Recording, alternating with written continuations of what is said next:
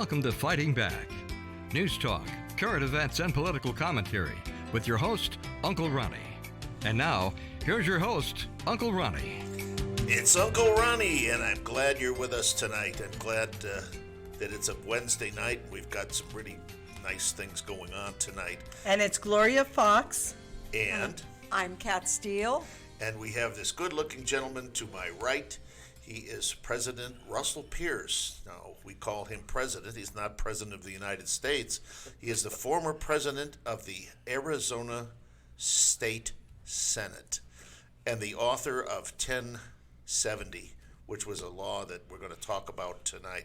But before we get going, I want to say this. Nature abhors a vacuum. Okay. What does that mean? I'm going to tell you. I was going to say, we're all sitting here, dead air.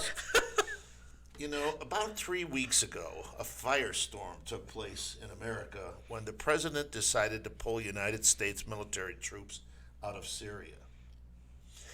And I mean to tell you, Republicans, neocons, everybody was, we got to censor the president. What on earth is he doing? Well, he created a vacuum in Syria. And guess who decided to fill it? A guy named Baghdadi. And he come marching in there. He's the head of ISIS, guys. And if you don't know what ISIS is, but don't. That's the punchline. I'm sorry. You blew the punchline. I'm sorry. Okay. In case I think. Guess I ought to have been prepped on this. Everybody knows this already. At any rate, he was the head of ISIS, which is probably he was the number one terrorist in the wanted list in the world. And so he came marching in there thinking that America has abandoned Syria, and pow! Splat! Which was just brilliant. He moved the U.S. Special Forces in, and he's no more. He's dead as a doornail. Dead as a doornail, I think, is one of the words that the president used. A couple of the words. And so, the world was ecstatic, except for the Democrats. Oh, well, he didn't tell us he was going to do this. What? You don't tell a Democrat anything if you want to keep it a secret. That's right. So what happened 2 days later? Number two ISIS. Splat! Which was interesting because, and I wish I would have verbalized this to somebody, but after the first one, Baghdadi got killed, I started thinking that now he's not going to be satisfied with just that. He's going to go after number two because there's always somebody in the wings. But I didn't expect it to be that fast. And then the next thing I heard was, bam, we got number two. And funny you should say that because I was thinking that too. Yeah. And the neat thing about this. And we've not heard really anything from the Democrats about number two. No. Nothing. And we had a hero, a heroine. There was a woman, a female, I should say. It wasn't a woman. It was a female. It was a dog that chased Baghdadi into that cave. And he blew himself up. And now the dog was injured, I might say. Uh-huh. And the president, being the kind man that he is, as soon as the dog makes a recovery, he's going to be a special guest at the White House for a hero's welcome. Well, what's interesting about that is that they released the picture, and I don't think that there were people that were happy about that because they didn't want anything known about the animal, the dog that was used.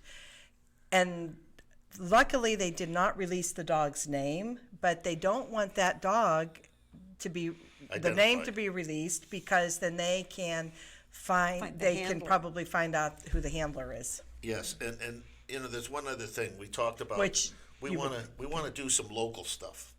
Uh-huh. So there's a lady here that Felicia Rotellini. And of course, you know who she is. I don't. She is the chairman of the Democrat. You want to talk about it? No, you talk about it. You keep getting away from your mic. My voice is still loud. At any rate, she had some bad timing this past week. On Saturday, when this Baghdadi thing went down and he was killed, she got up before a group, I think it was on the election funding group, and she made the unfortunate statement is that said, Trump has aligned himself with ISIS. And she made that, and of course, immediately our gal Kelly Ward got up and say, you don't know what you're talking about.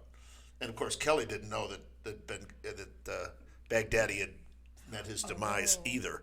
But can you imagine a Democrat getting up publicly and making an address that Trump is soft on ISIS, almost at the exact moment where they got him?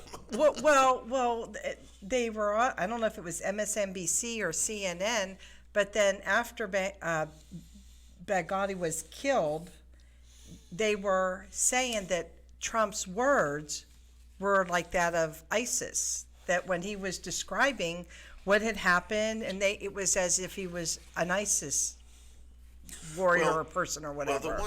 They can't get away from it. The one thing that you do, and he said the guy was howling like a dog. Dog whistle. You have to understand, this is a little bit for us because we value human life. Right. But the Muslim people that are there, they consider people that lack courage as dogs and so forth. Right. And I think that was just Trump telling the rest of the ISIS people that, your leadership is not top gun. Well, so just to speak. like when Bad choice of words. they found Hussein. Where was he? He was Hiding down in a hole where he belonged. But I mean, all these big bad fighters, they're all cowards. They are. So I'd like to take a minute here. Did you have something to say? I just going to comment. It's hard not to comment on this. It's so aggravating. This has gone on around this nation from the time this president has been elected. The lies, the deceit, the lack of respect, the lack of giving credit where credit is due. It's just outrageous. And if the public can't understand that, if they're so naive, they don't understand what's going on, I worry about this nation. And I do anyway when you get the numbers that you have in support of like Hillary, the most crooked politician to ever run. I mean, it's just crazy, and it's very, very frustrating. But you're right, Trump is brilliant. People like it or not. He's brilliant. He's a fighter, first of all. He's taken on the entire swamp. He's a fighter, and he does it his way. But he's been right about everything he's done. They've had him, they thought, 14 different times in the crosshair, only to find out he was right again. He's getting the best trade deals from those people that think they're our buddies. They're his buddies. Well, he's pulled them to the table and said, no longer will you take advantage of America. He's got the best economy that's ever been, the best unemployment, the lowest unemployment rate ever in the last 50 to 100 years. The trade deals. What does it take for these people to wake up? What does it take? This man is brilliant, and he's a fighter. Their ideology is that, what I'm thinking is, because I have a ongoing dispute on Facebook about Trump, and they believe in socialism. In my opinion, they do not believe in the greatness of this country. There's some of that because our schools aren't teaching about the founders. Exactly. And we talk about it often. If you really understand the founding fathers, you really understand them, you couldn't help but have love and respect for them and what they did to create this nation, what they gave up, the fight they had, the loss of blood, those that sacrificed everything they had so that we could have the freedoms we have today. And they don't understand that, and you're right. It's very frustrating. The schools are an indoctrination center. And again, I don't need to get on a soapbox, but you're never going to change things until we do several things. One is take education back, turned over to mom and dad. As long as the unions and the teachers control the money, you'll never control education. When you go to true vouchers,